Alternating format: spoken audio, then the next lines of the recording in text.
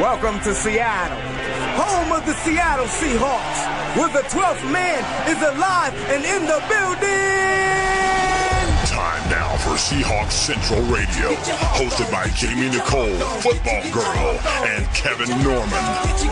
We go back, this is the moment, tonight is the night, we'll fight till it's over, so we put our hands up like the ceiling can't hold us, like the ceiling can't hold us. Now, can I kick it? Thank you. Yeah.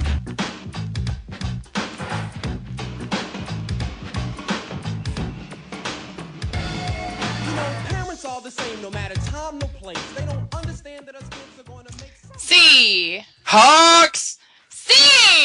Hawks! Everyone's awake now. Especially with that Will Smith. I know. Parents just don't understand. I'm gonna make So, for that. if you follow us on Twitter, you get that joke. If not, then you should follow us on Twitter in order to get our jokes. Definitely. I'd say so. Welcome back, people. So, this is our second week, first episode under our belt. Mm-hmm. Now we know the flow of the program. Absolutely. A little bit more confidence. A little bit. That was like the one, piece of feedback that I got from, there's like unanimous feedback was like, you guys were nervous. And I was like, first and foremost, you have to understand that Kevin decided to hide my notes. So I have no idea. And now it's Prank Central on the set. So now she's taking my notes away from me. So she has control now. I have all the control in the world, which is going to be great because this is like kind of a grounded situation. Like you totally moved my notes and made me mess up on the first podcast ever. So we'll see how this goes. It's kind of war, I think. I mean, we kind of talked about this is going to be war. This is what happens when you put two on the show. All right, we got a jam-packed show for you. We do. I'm kind of excited about it. We've got Jarrod Patterson coming in. Yeah. And then we also are going to talk about Bruce Irvin moving over to linebacker. That's Correct. a little bit later. We're going to talk about Russell Wilson's passing academy. Correct. Hosted at UW over the weekend. And we're also going to have... Whoa. Jamie, quit moving my notes. Quit. Stop. Thank you. You get like nervous. We have Jeff Brubach on the show as well, and he works with fantasy football. So we're going to ask him some fantasy football questions. Right, and I mean for people who do or do not know me, either way, I've actually never done fantasy. I was like anti-fantasy for a long time, so I'm really interested in asking him questions so that I can, I guess, learn more about it. Definitely, I've done fantasy a couple times. You're so angry every time. That's why I didn't do it initially, is because you are the one who got started on this fantasy kick, and I was gonna do it the year after, but that first year you were mad at everybody, and like there's enough anxiety in football season. I just didn't want to put myself through that much. Well, the tough thing is that when you're doing fantasy, like I root for the Seahawks, but then you're also looking at your list of fantasy players, and some of them are playing against the team that you love. So then you've got to kind of like, depending on how into it you are, you've got to kind of like pick and choose. Like, well, maybe I want this quarterback to score a touchdown, which would put me ahead of this guy, but then we'd still be in the lead. Which, right.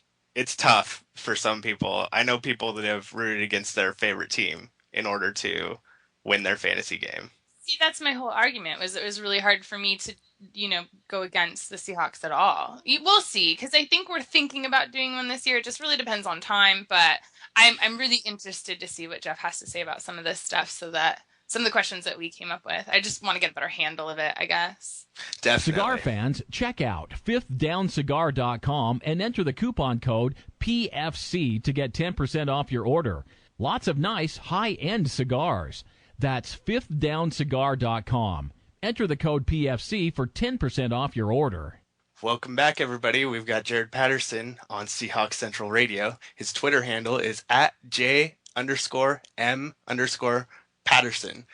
He's ProFootballCentral.com, Seahawks and fantasy football contributing writer, and a Yahoo and Field Goals contributing sports writer. How are you doing today, Jarrod? I'm doing very good. How's everybody out there? Doing really great. Thanks for coming on the show. Oh, thanks for having me. All right, Jarrod. So we have some questions for you. Some All right. are out of left field, so prepare yourself.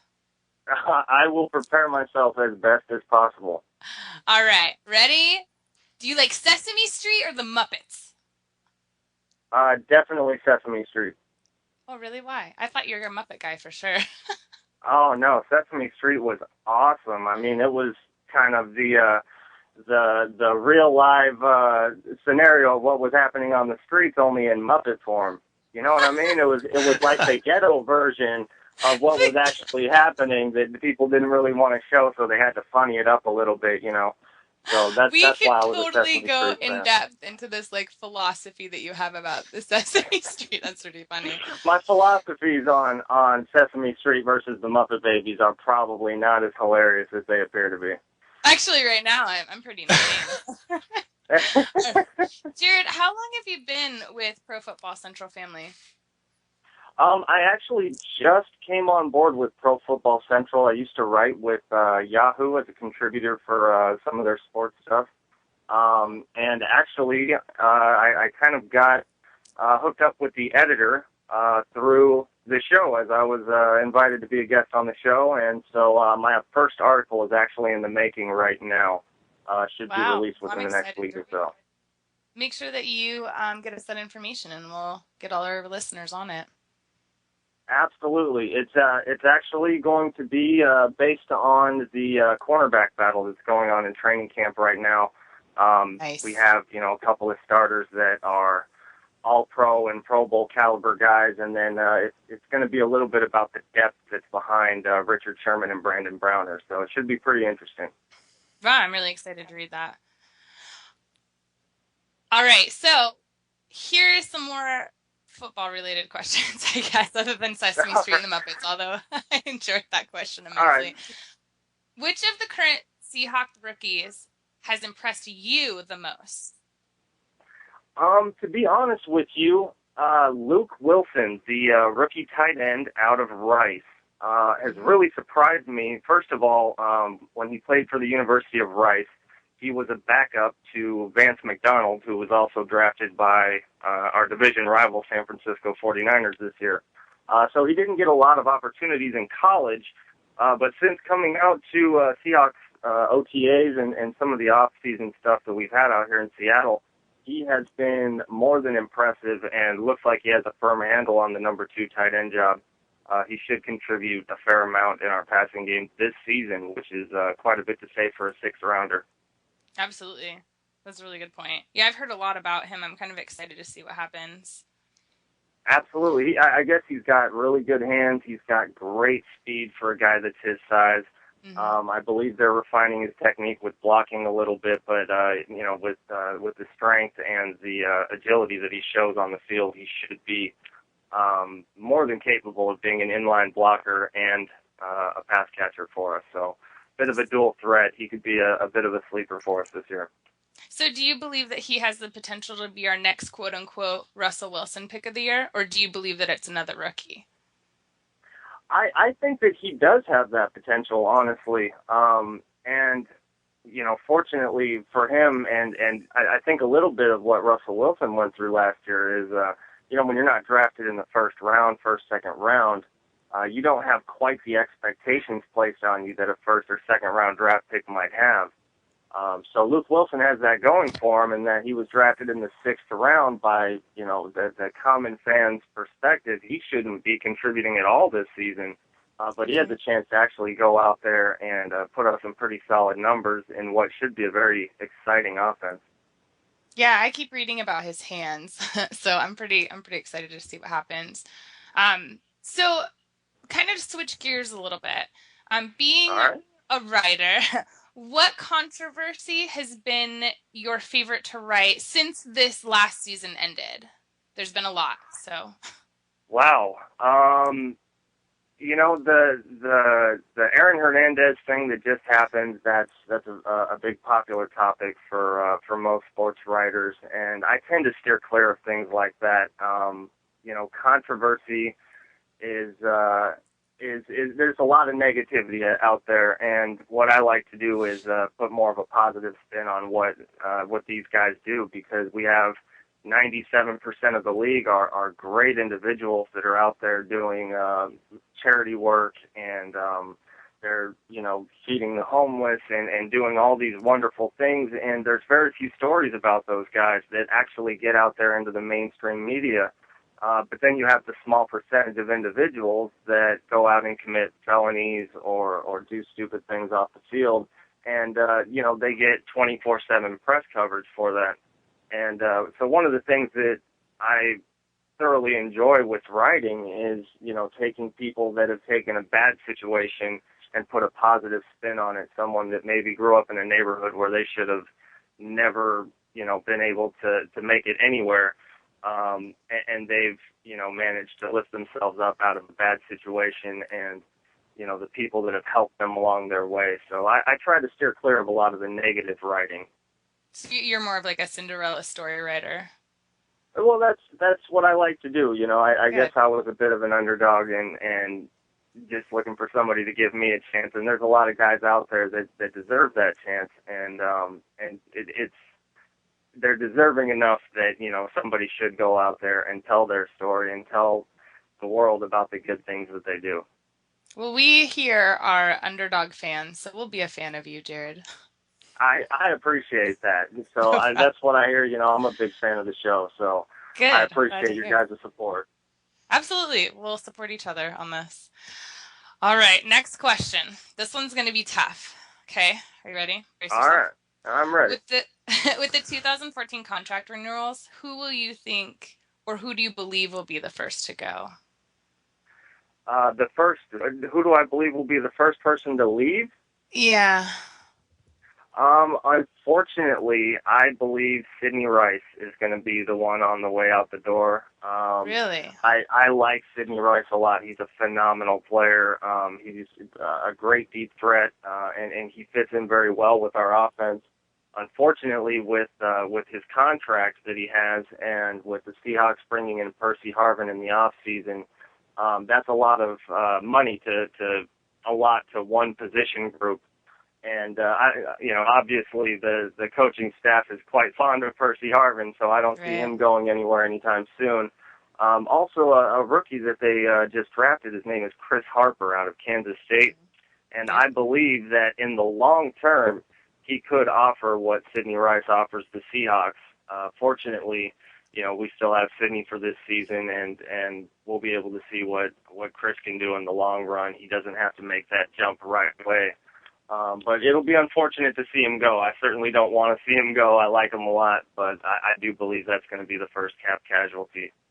Yeah, we kind of agreed with you on that one.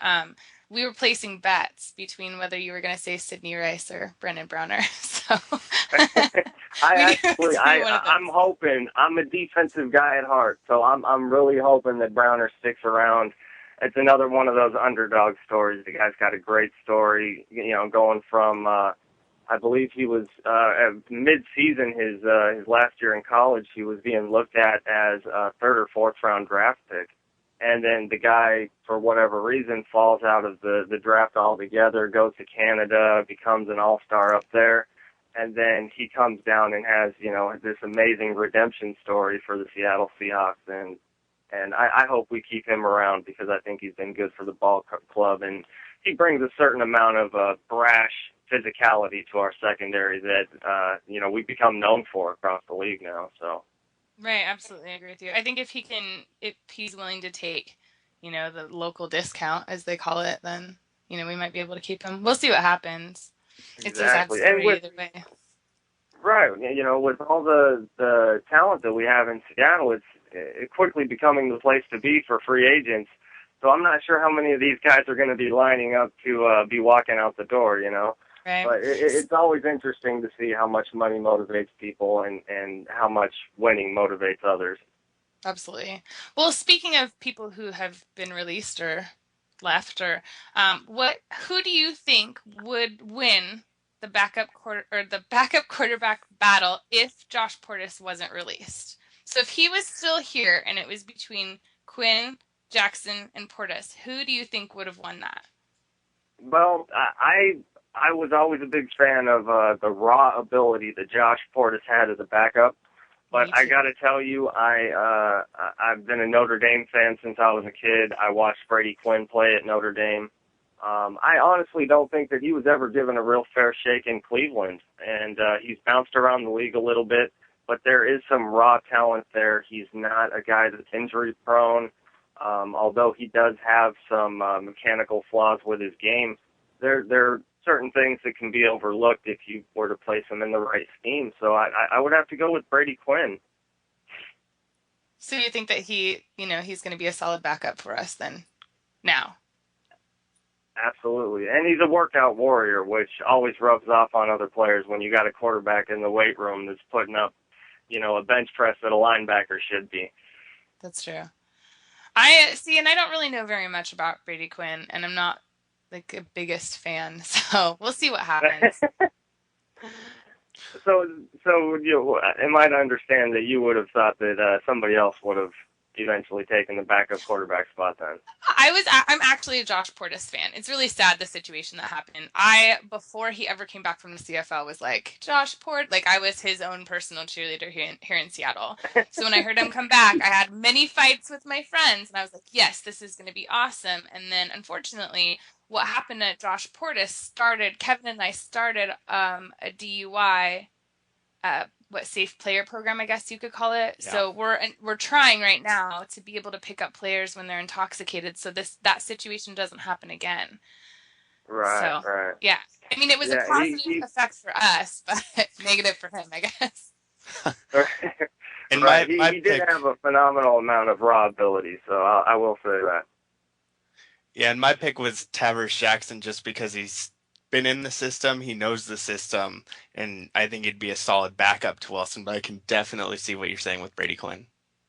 Right, and that absolutely makes sense. Tavares Jackson, I believe that he's one of those guys that you're not going to see a whole lot of highs from him, but he minimizes the lows to a point where, he can at least keep you in ball games, and that's all you can really ask from a backup quarterback. That's true. Definitely.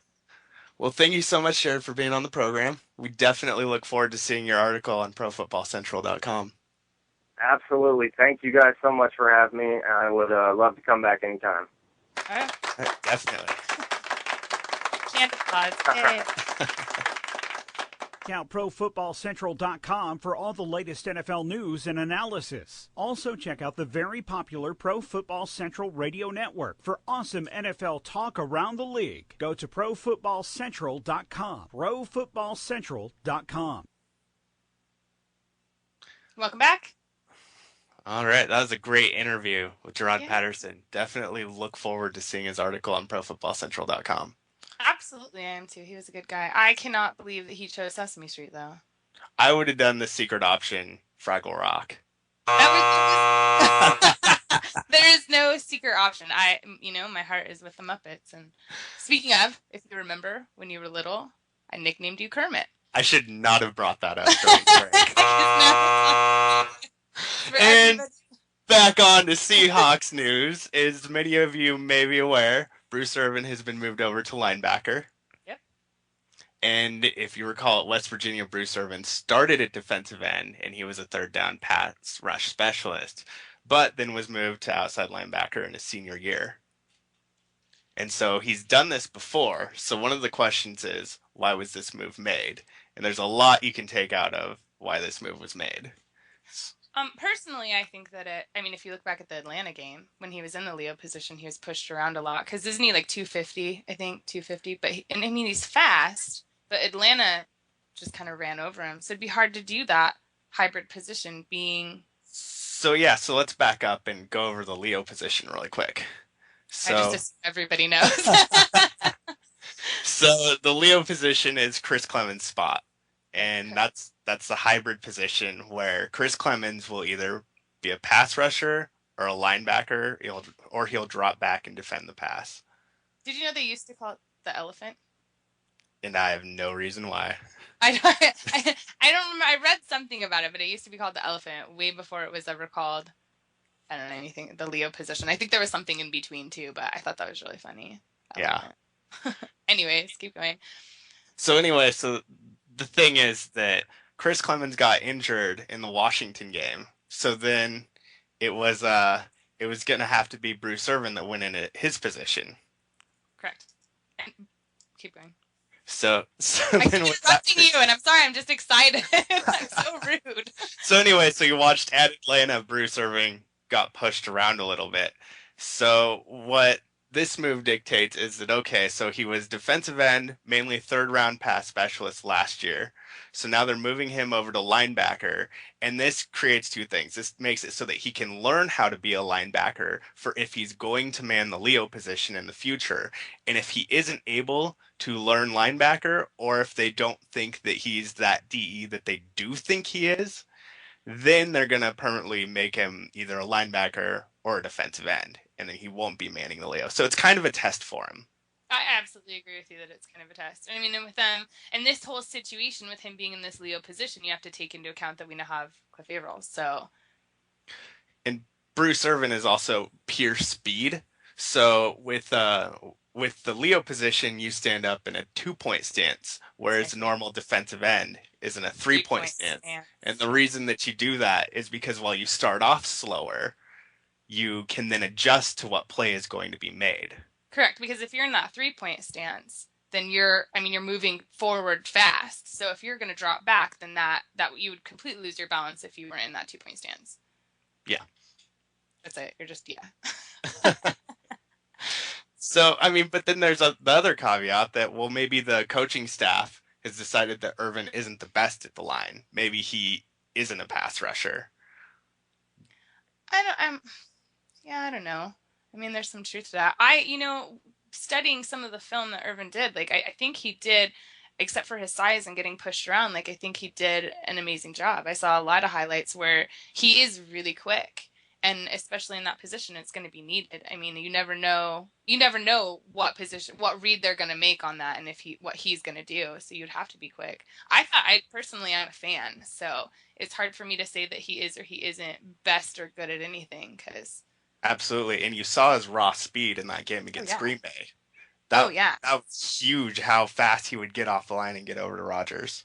Right, absolutely. And I think when we first drafted him in 2012, didn't Pete Carroll and John Schneider say that he was like a carbon copy of Von Miller, the OLB from Denver? Exactly, yeah. And that's one of the reasons why they're likely moving him over to linebacker. Strong side linebacker, I think is what they were saying. But and then in this position that he may be moved over to, there's going to be a competition between him and Malcolm Smith, which I think is a no contest for Irvin in any way, shape, or form. He's 24 pounds heavier, I think, and he's faster than Malcolm Smith too. So I think that it'll be fine for that starting position. Definitely, but you can't really forget that underdog factor, especially the one we just brought up. I know, but him being 250 pounds, like his speed and the way that he is made, I don't know how that's coming off. It's probably coming off really bad, but the way he fits that position, though, in my opinion, he fits that 3-4 system. It just does. And like I said before, I'm a huge fan of Irvin. So, again, it would be hard for me to see Malcolm Smith beat him out at all. And it's happened before. I mean, this is Seattle, for crying out loud. Weird things happen all the time. And we'll know about Game 5 after Irvin's back from his suspension. Correct. Yeah. 4-game suspension. And then Clem, I heard that Clem might come back at week 1. There was cautious. Pete Carroll said something about him returning after that ligament injury that he had on week 1, but everybody's pretty cautious about it, so we'll see. Definitely. And if you recall in our last podcast, Frank Schwab at Y Shutdown Corner mentioned that Cliff Averill is the most important person on the Seahawks defense. Yep. And part of the reason why he selected that, I believe, is because Averill's likely taking over that Leo position. For Chris Clemens. For Chris, until he gets back. Yeah. It is. That's pretty essential for Pete Carroll's defense. That Leo position is pretty essential for our defense. Definitely. We got our next guest coming on. It's going to be Jeff Brubach, and we're going to talk a little bit of fantasy football. So we'll be right back, and we'll probably take up a little of that conversation once we get back with the defensive line.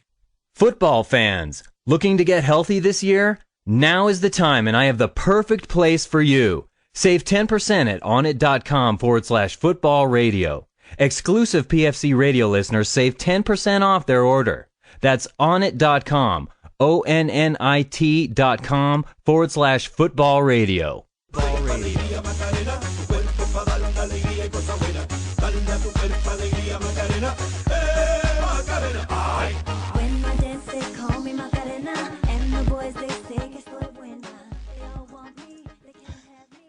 Gross. Our producers got jokes. I know. I was like, yeah, on it. I'm so excited. I love our sponsor. And then the Macarena came on, and I was like, what? Where am I? That was good. I feel like I'm in like some weird like VH1 pop-up video or something like that. You know. Anyways, on. So hey, guess what, Kevin? I hate to segue into this after that, but guess what? Stop it! No, shut everything.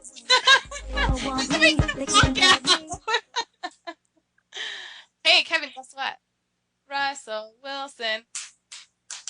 Russell Wilson. You didn't clap. Why am I clapping? I think I'm echoing. That's why. Oh, all right. Well, hey, let's talk about Russell Wilson Passing Academy. Definitely. So what happened?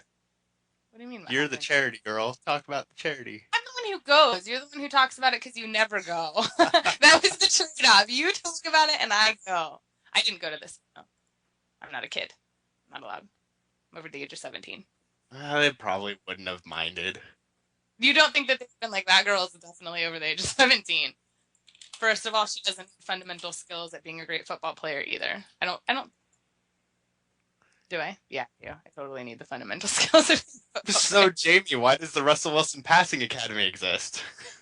It exists to promote the mental and physical development of youth. The goal is to encourage kids to develop high character and moral standard, competitiveness, fair play, respect for authority, and love of God, family, and country.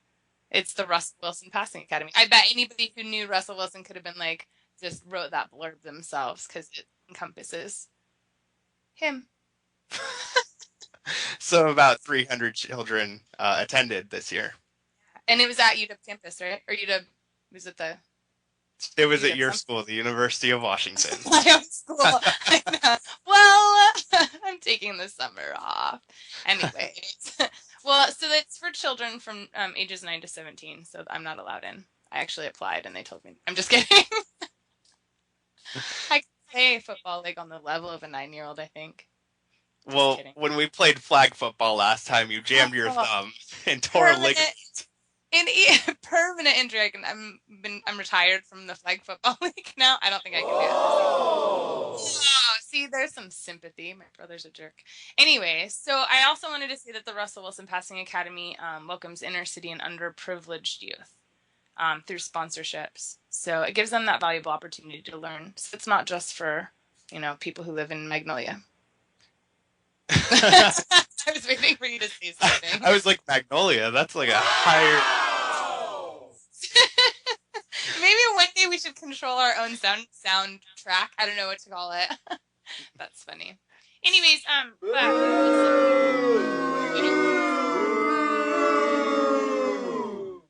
so Kevin, if I'm not mistaken, wasn't it a high school friend or something that started this with Wilson? Yeah, so Wilson and his friend Scott Pickett have been dreaming of making a camp like this since they were in high school. That's cool. That just shows you, like, the type of character that he is. You know what I mean? Thinking of something so far in advance that he can do. I mean, for Seattle. I'm sure he didn't realize it was going to be for Seattle. Definitely. And it was hosted in more places in Seattle. I'm sorry, I couldn't hear you because our audience was clapping in the background. It's hosted in more places in Seattle. It was hosted in Wisconsin. It's hosted in Spokane. Oh, Spokane. It's not. I'm not a big fan of Spokane. Okay, silence. Anyway. So I guess we're going to skip that because I can't stop being offensive. And maybe we should talk about our friend Tyler Sniffin. Definitely. What? Oh, I was going to say he's a new contributor to ProFootballCentral.com. I was just going to say that too. I almost line jumped you again, which tends to be I'm just going to take this mouse back, thank you. Anyway, so he wrote an article, which we both really liked, which is the Seahawks. It was What did he call? What was the title of it called? It's the Seattle Seahawks Offensive Positional Grades Heading into 2013 Training Camp. It's a long title. I mean, I know it works, but that's why I didn't memorize it. Definitely. Go check it out. We've actually got the... our producer's pranking me again. We actually got the grades here for you, so if you want to discuss a little bit.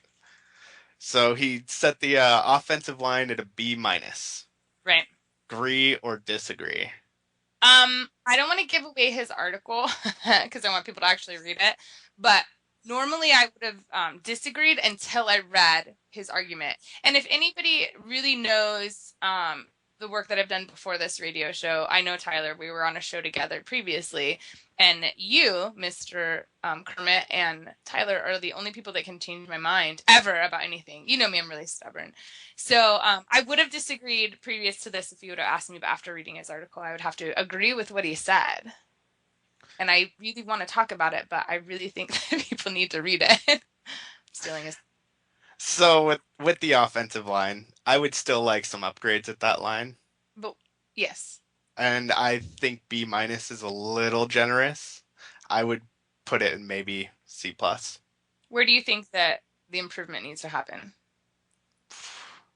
Well, you've got Giacomini there. And if he can stop creating penalties, which he improved upon later in the season. But if he could stop with the penalties, that would be better. But I mean, come on. Tell me you don't want an upgrade there. That, you're right. It's true. And like Seattle's known for penalties. So I guess that's kind of, and I don't say that as a positive thing or a negative thing. I'm just, it's just a fact. Like we penalize. Is that coming out right? Am I saying that right? So I guess for me personally, like that's neither, like that's a neutral spot, whether someone has a lot of penalties or not for me. It doesn't take away from what they do. But I can see what you're saying. You're right. Well, until you're moving it back across the entire field, I because know there's multiple personal foul penalties. I know. You know what would be cool is if you could reduce those penalties and see what we could do. Because, we do. We have a lot of penalties. Well, We're definitely. Cool like We've got Russell Okung on that line, though, who is Pro Bowler and awesome. That's awesome. I liked how you said that. Awesome. Over left tackle. Right. So he gave the quarterback grade an A-. Yeah, and I can agree with that just because of the situation at backup quarterback, as we discussed earlier. We aren't 100% clear on who the backup is going to be, and there's a lot of pressure on Russell Wilson right now. There is a lot of pressure on Russell Wilson, and I'm excited to see what happens because, like I said earlier, I don't have a lot of background information, but I haven't seen Brady Quinn doing, anything to him. It just doesn't impress me. So I'd like to see what this hype is about, to see what happens. But part of me just thinks that this backup quarterback position is just going to end up, on the bench. But we'll see. Well, definitely. And training camp is 2 weeks away? Right. Yeah. Wait, what's today? Well, look at how quickly this is coming into football season. We've got training camps 2 weeks, and then we've got preseason.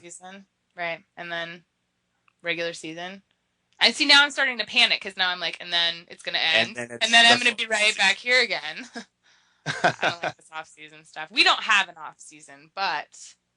That's the Pro Football Central model. Exactly. I'm glad I pointed at you. So, backfield, A-. A-. I can agree with that. Lynch has been having back problems. Yeah. But, you've got... he may be having problems, but there's still Kristen Michael, who will be able to see, what he can do. Definitely. Don't forget about Robert Turbin back there. Just said her line stepper. Yeah, and then there's Turbin, too. Thankfully, everything that happened with Lynch and his court stuff got pushed back, so that's not going to be tough on us this year, I guess, is what I'm trying to say. Definitely, and for the fullbacks, he put them in a B+. I'd put him a little higher, maybe an A-. I guess I'm being nitpicky, is what I'm doing. I was like, I actually would agree with you, and then he said nitpicky, and I was like, I don't want to do that. Yeah. I would still say about an A- for the fullbacks. Mike Robb works really well in that system. If you've seen footage of him and Marshawn Lynch.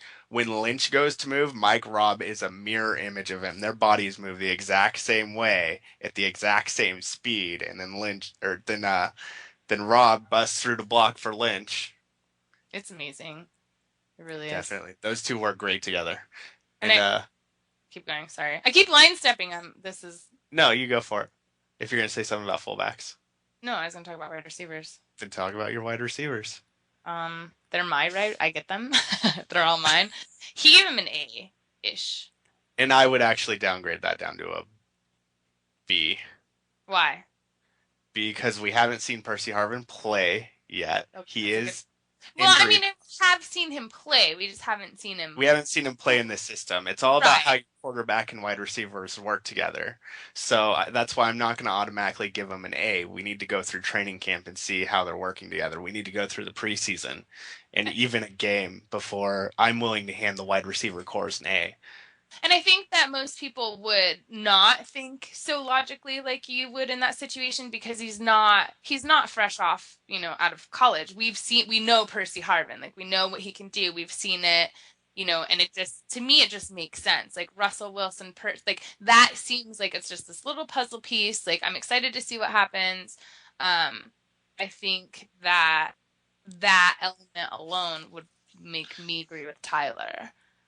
Yeah, for me, I've seen Percy Harvin play. He's a great player. He's fantastic. I'm really excited about it, but until I see them on the field, I'm not willing to give all of them that much credit because then you've got Golden Tate, who I think is excellent, but he does get into a bit of trouble.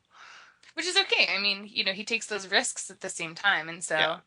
I mean, it's funny, thinking about this, the way that you're grading as opposed to, the way that I think about, not even grading, the way that you think about things, about the way that I think about things, you can see our different personalities for sure. All right, so with Percy Harvin, it creates a lot more opportunities in the backfield because he can get open quickly or they're going to have to double cover him, which is going to leave one of the other wide receivers open or in man.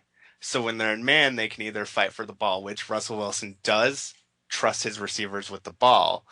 It's just that it creates more opportunities downfield to get the ball out faster with Percy Harvin on the field, but we don't know the exact way that that's going to work yet with this group of wide receivers. We don't know if all these receivers going to work well, is going to mesh. Because remember that the Eagles had the dream team a few years ago and they couldn't get it together. So that's why I'm a little bit critical here and I'm a little bit more cautious. Do I think that they have the potential? Absolutely. But I'm not willing to say, oh yeah, they're grade A at this particular moment in time. Okay. I'm glad that you said something about the dream team because I was going to mention in the first place. Because I feel like we would get a lot of flack for you not being, pro the situation. Like, you want to wait and see what happens. You want to see if their chemistry is the same. You want to see if he's able to, fit into the system. And I think a lot of people out there would disagree with that and just be pro Percy Harvin, especially how exciting it was when he got, came over in the first place. So I'm glad that you mentioned the dream team because that's, you can set up a perfect situation, but that doesn't necessarily mean that it's going to be, magic on the field. So exactly. And we've got to watch and see how it all plays out because if there's a few of them that just can't work well together, then the whole system falls down. And so that's what I'm looking out for. And I forget that very often when I'm seeing, people come over from other teams or even, watching their college highlights. Like it's, or watching them in college because there is a lot of people that are rookies this year that we were fans of in college. So seeing them in that atmosphere as compared to, whatever we're doing here in Seattle, it could be completely different. You're absolutely right. So. And definitely. And the other thing is that then leads us into our tight end group. Tyler rated them at a B. Right. I'm willing to agree with that, especially with Luke Wilson coming on, and then your other main one is going to be, where's my brain at right now? I don't know where you're trailing off with the situation. I was just thinking about his article, so I was gone completely in that conversation. What are we talking about? We're on tight ends now. Oh, okay, so what were you saying? Well, I heard you say Luke Wilson, which if anybody is paying attention, then they realize how much he's gonna. Oh, was it Zach Miller you were talking about? Yeah, my brain is so gone. I'm like, wait, it's Miller time, of course. It's Zach Miller. Zach made a lot of moves at the end of last season too. So, well, you watched him in that Atlanta game too. Yeah. Didn't he hurt his foot and then he was playing better than he had played? No, I don't remember that but injuries in me or not. The only injury that I remember people playing better than they were was T-Jack when he hurt his boob pectoral muscle, and then he was playing better as a quarterback. The other. I think it was just in that game where his foot was hurting him, but then he was making plays downfield. I just remember being really impressed at the end of last season, with him as a tight end. Zach Miller. Yeah, so that's a good point. I was like, I totally trailed off from that. I had no idea how you forgot Zach Miller. He did great in Oakland, and that's why we actually drafted him. Or not drafted him, but that's why we acquired him. And so the other thing to note is that with Luke Wilson and Zach Miller together, that gives us the potential for a good 2 tight end. And I'm going to apologize for forgetting Zach Miller for a few seconds. You need to tweet him and be like, my bad, dude, my bad. All right, we'll be back. Mr. Bombastic. We want some bombastic, romantic, fantastic lover. And welcome back. We've got Tyler Sniffin on the phone. Yay! Talking about his article for a half hour. I know. So maybe we should just talk about your article some more. We've literally been on like a half an hour rant about your last article, which I love, by the way. I know, I just got off work, so I heard about it right away from Brian. I was like, shoot, I gotta get on there real quick. Yeah, I do. Thanks for coming on, Tyler. Oh, no problem, guys. How you guys doing tonight? Pretty good. Welcome to the PFC family. I'm super excited that you're one of our writers now. Oh, definitely. It's cool. I'm definitely looking forward to the opportunity and ready to put some more work out there. Perfect. Well, we're going to kind of we're going to actually we should let him dissect his grades, huh? And just kind of, and, we didn't really talk about the meat of your article very much because we really wanted people to go out and read it instead of just getting the Cliff Note version from us. So it's better that you're on here so that you can just give away what you feel like you want to give away, I guess. Does that make sense? Yeah, I mean, I suppose. Really, I do agree with you guys in the essence of it would be cool if everyone just went out and read it themselves. Because obviously not everyone's going to agree with my opinion and what I have on there. I mean, I've already got quite a bit of people that are upset about the whole, why don't you have Giacomini starting at right tackle? Why do you think Michael Bowie's going to take it? I'm sorry, but I'd rather have a young guy that he's fired up and, impressing coaches rather than a guy that's way over hungry and every time he's always giving us penalties and constantly getting in trouble for his over aggressiveness. I mean, I love Giacomini. I'm not saying anything against him, but I don't see him winning that spot. That's one of the biggest things on that. That's the offensive piece. The defensive one, I'm sure I'll get people pretty fired up about as well. I don't know. I have a couple of positions that I really think. For instance, I'll just give one of the spoilers away. I do think Walter Thurman's going to beat Antoine Winfield out for the nickel corner spot. And I know a lot of people are just like, how can you think that? Especially my friends and whatnot. But I guess I'd like to see what you guys think about that. Because obviously it's a pretty bold statement.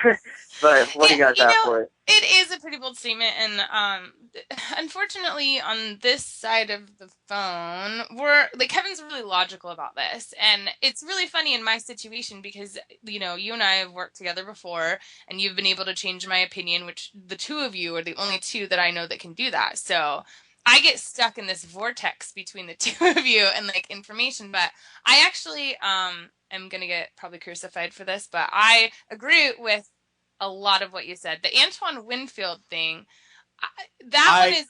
Go ahead, Kevin. I don't agree. I think he's being brought in for about a year while Walter Thurman prepares and gets a little bit more experience under his belt. And that's my opinion, too, actually. Yeah. See, and that's the thing. I can understand that, but just... I guess with the whole thing with Thurman, it's yes, he was supposed to be the starting corner until he got hurt, and, that's how Sherman got his spot, But maybe it's the whole, bringing Thurman in is the fact that if they can't sign Browner again, he takes that one. But I don't know, the way that this guy competes and just watching his tape and whatnot, I think he's going to give Winfield at least a run for his money. Obviously, they brought Winfield in to do some big things, be that guy that Marcus Trufant couldn't be last season, the year before. But I don't know. I think Thurman's one of those guys that's going to really impress at camp and preseason, and we could very well be talking about this in a couple of weeks, or at least in a month, just saying, wow, like, how did it happen? But I don't want to get too much away from the defensive piece just because, I mean, that is coming out in a couple days. But and just, don't give out any information that you don't want to. What we'll do with you, too, is that anything that we didn't talk about, and, we'll have you on again, and we'll discuss how people are reacting to that. I don't think that the Giacomini thing, I don't think that was too out there, to be honest with you. And I don't think it was out of line. I do think Giacomini tightened up on his penalties later in the season. But, I mean, of course you would want an upgrade at that position.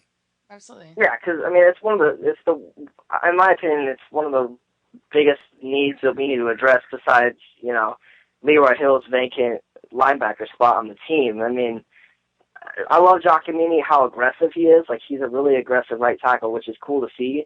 But, I mean, there's a couple of times where he did pretty much cost us a couple of games, to where it's like, come on, you can't be doing that, especially in a year like this where, it's Super Bowl or bust. That's what it's deemed to be, so. Right. Yeah. That makes sense. Absolutely. I nitpicked through a bit of the grades, Tyler, so hopefully you don't crucify me too much about that. No, I got you. The only thing I really lowered was I put the wide receivers down to a B, and the main thing was that I want to see how they work together. Percy Harvin especially is what we were talking about. How Definitely. He works I'm not willing to give out that A grade just yet. Yeah, and that's the big thing, too. That's what I've gotten a lot of talk about, too, is the receivers. Or the fact that a lot of people are questioning, why do you have 5 running backs on the team? Which actually is a good point brought up about that one is I was actually having a debate with Kevin Johnson, Hawk Papa 84. He thinks that Michael Robinson's out. Spencer Ware is the new fullback already this year. And I can't agree because, personally, I think Ware's going to learn under Robinson for a year. And especially a year like this, you don't want to take out a leader like him. On and off the field, the guy is one of the biggest leaders and role models in the locker room. I don't think it's appropriate to take him out yet. But, I mean, according to a lot of reports, Spencer Ware has torn it up in OTAs and minicamp. So, I mean, nothing would really surprise me at this point.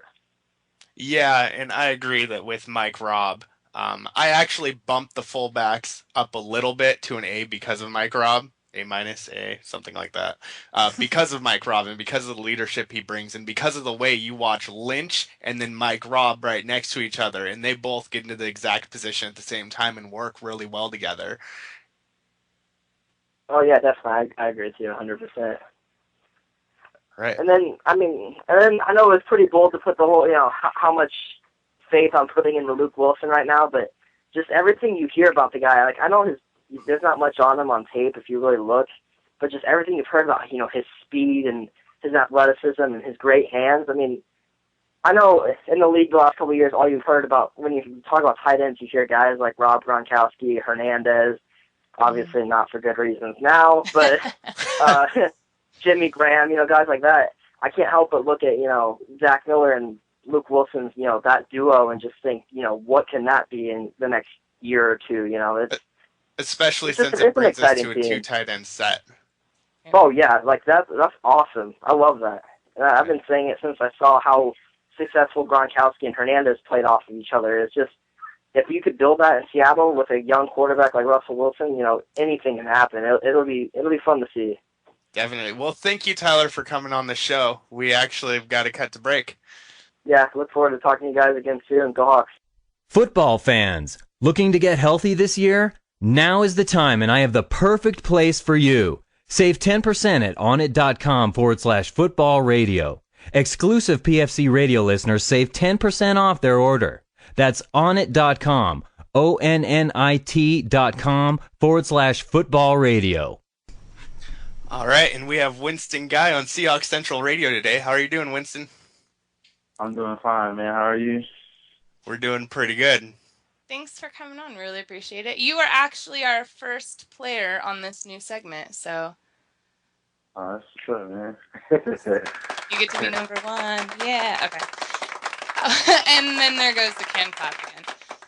So So, Winston, Kevin and I obviously are Seahawks fans, being Seahawks Central Radio, and there's a lot of things that go around, and we want to know what your fascination with the Predator is all about. I didn't. It's funny you asked that. I didn't really make that up. I know a lot of my teammates clowning me about the whole thing because I got like little action figures and I got like a Predator mask in my locker, and that was kind of the older guys joke around with me, especially Brendan Browner. they was joking with me and stuff, but no, it's kind of.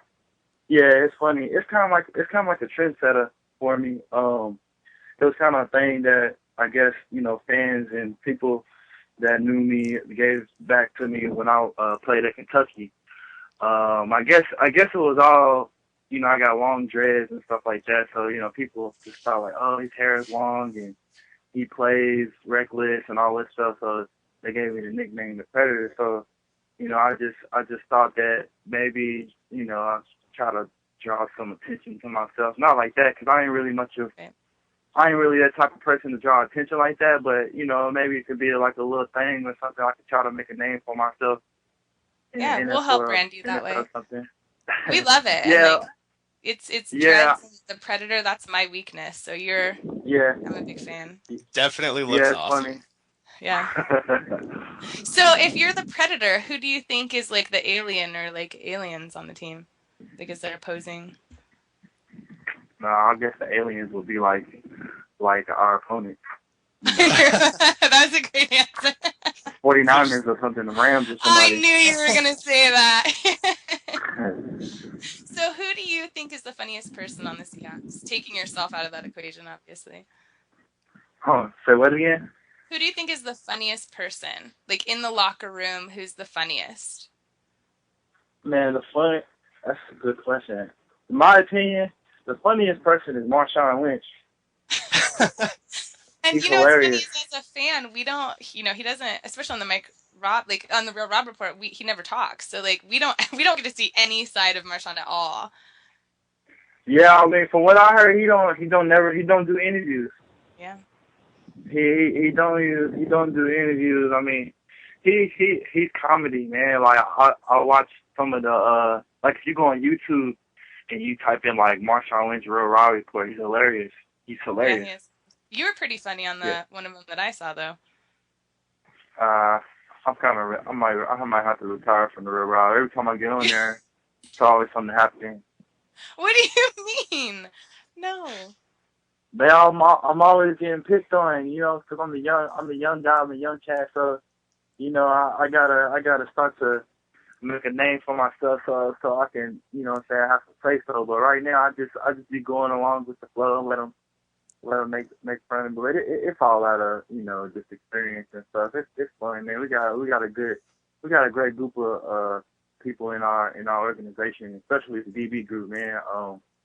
It's just fun to be around the teammates and everybody.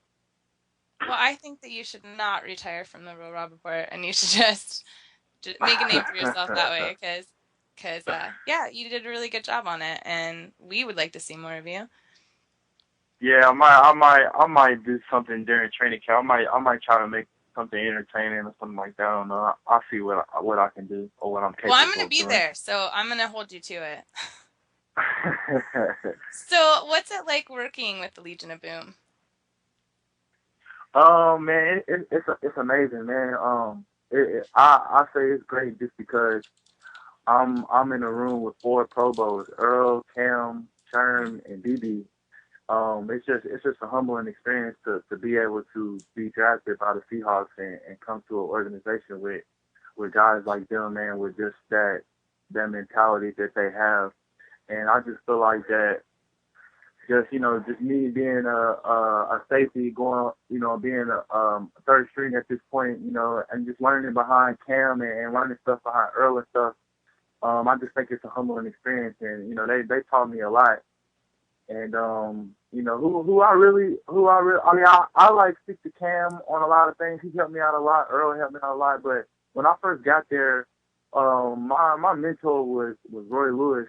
he ain't no longer with the team right at this moment, but like he taught me a lot, and he taught me the ropes because he played both free and strong, and he also played corner and nickel too. So he took me up under his wing when I first got there, man. He taught me a lot, and not just only about football, just about life in general, and just just not only just football players, we're role models and stuff like that to kids that follow us on Twitter and Instagram like that as well. And, it's just a humbling experience to be around, a good group of people to be able to learn. Right. Absolutely. I'm really glad that you said that because especially here we try hard to, football players are people too, but it must be a really hard situation to find yourself in being looked up to as much as you are, as fast as you are. You go from college to the NFL and then you're in the spotlight right away. It must be difficult.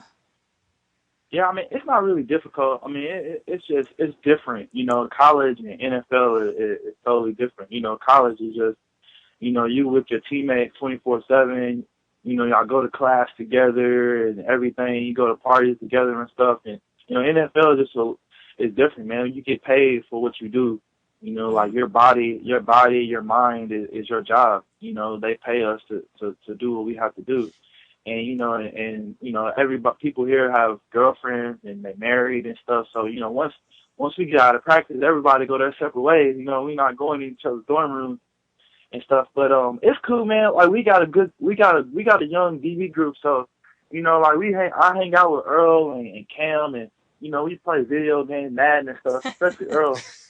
So we all play video games and stuff, and I've been to Earl's house and I've been to Cam's house, and we all have like a DB function where we all try to, just to be able to interact with each other and get to know each other, personality and stuff. Because I feel like that's kind of like important in an organization and with a group, just to everybody to see each other's personality and learn about each other. And, it comes a long way, not only on the field, but also and also down the road. If you play with the team or if you with another team, it carries you a long way in life. Absolutely. And on top of that, it's part of team playing anyways, if you're able to know who you're playing with or against for that matter. Yeah. So do you have any goals for this year, personal or career goals? Yeah, I have goals. One